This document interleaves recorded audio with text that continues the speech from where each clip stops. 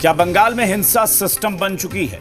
यह सवाल इसलिए क्योंकि 2 दिन पहले बंगाल में बिहार के एक एसएचओ की भीड़ ने पीट कर हत्या कर दी। आरोप यह भी है कि मस्जिद से ऐलान करके भीड़ इकट्ठा की गई और एसएचओ को घेर कर मारा गया। इस मुद्दे को प्रधानमंत्री नरेंद्र मोदी ने भी उठाया और ममता बनर्जी से पूछा कि क्या एक वीर जवान की शहादत पर भी उन्हें पीड़ा नहीं हुई। आप लोग मुझे इंसाफ दिलाइए। मेरी माँ की हालत नहीं है ऐसी कि वो बात करे किसी से। सब कुछ मुझे करना है बड़ी बेटी होने के नाते।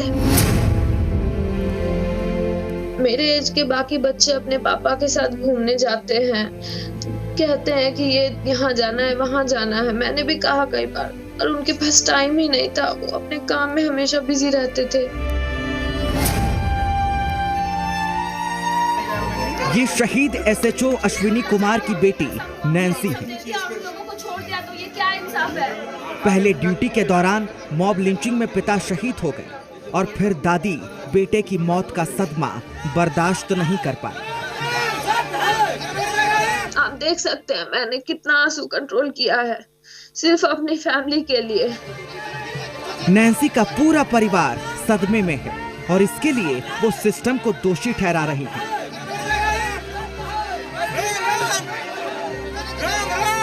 सिस्टम ठीक कीजिए।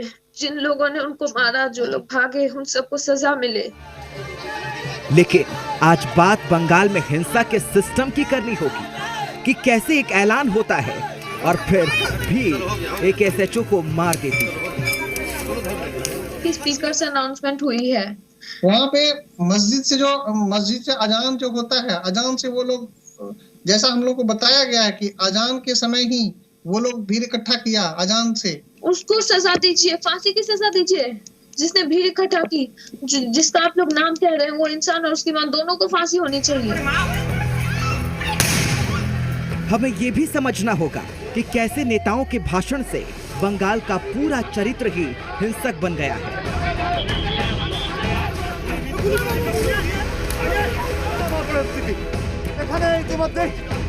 आज यही सवाल प्रधानमंत्री नरेंद्र मोदी ने भी उठाया और जिम्मेदार ममता बनर्जी को ठहराया।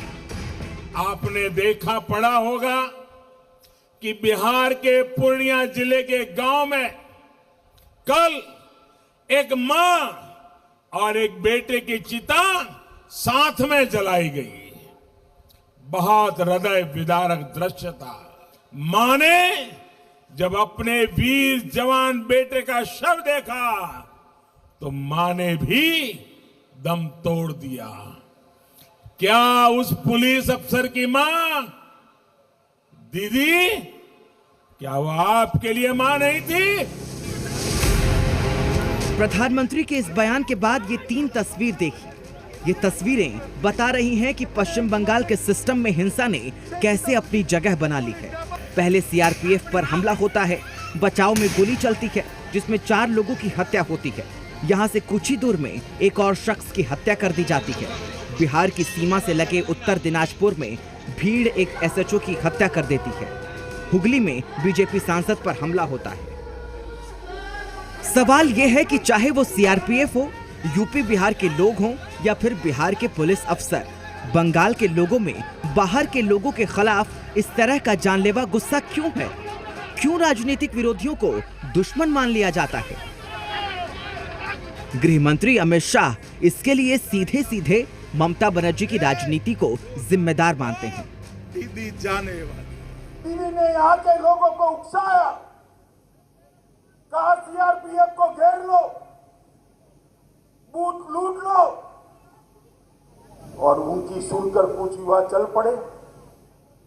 हथियार खींच लिए, गोलीबारी हुई, 4 लोगों की दुखद मौत हो गई और 4 नहीं मरे, एक 5वां भी मर गया। आनंद बर्धन कर एक युवा वोट डालने गया था, टीएमसी के गुंडों ने उसको गोली मारकर मार। बांग्ला बचाओ। हालांकि ममता बनर्जी इस हिंसा के लिए बीजेपी, अमित शाह और पैरामिलिट्री फोर्सेस को जिम्मेदार ठहरा रही हैं। 4টে লোককে পুলিশের গুলিতে লাইনে মেরে দিল, ভোটের লাইনে মেরে দেওয়ার পরে বলছে 4 জনের জায়গায় 8 জনকে গুলি করা উচিত ছিল, সবাইকে গুলি করিয়ে দাও, বুকে গুলি চালিয়ে দাও। এরা অদ্ভুত কিম্ভূত কিংবাকার। এদের কি বলবেন? এরা না খায় না মাথায় দেয়, মাথায় কিছু আছে এদের? কি বলবেন? একটা পলিটিক্যাল পার্টি বলছে গুলি চালিয়ে দাও, বুক দেখে गुली চালিয়ে দাও, আরো गुली চালিয়ে দাও। पश्चिम बंगाल विधानसभा चुनाव के 5वें चरण के मतदान से पहले लगातार मुख्यमंत्री ममता बनर्जी चुनाव प्रचार कर रही है। आज उत्तर 24 परगना जिले के दमदम में पहुंची ममता बनर्जी और फिर एक बार व्हीलचेयर के माध्यम से यहां पर चुनाव प्रचार करने पहुंची।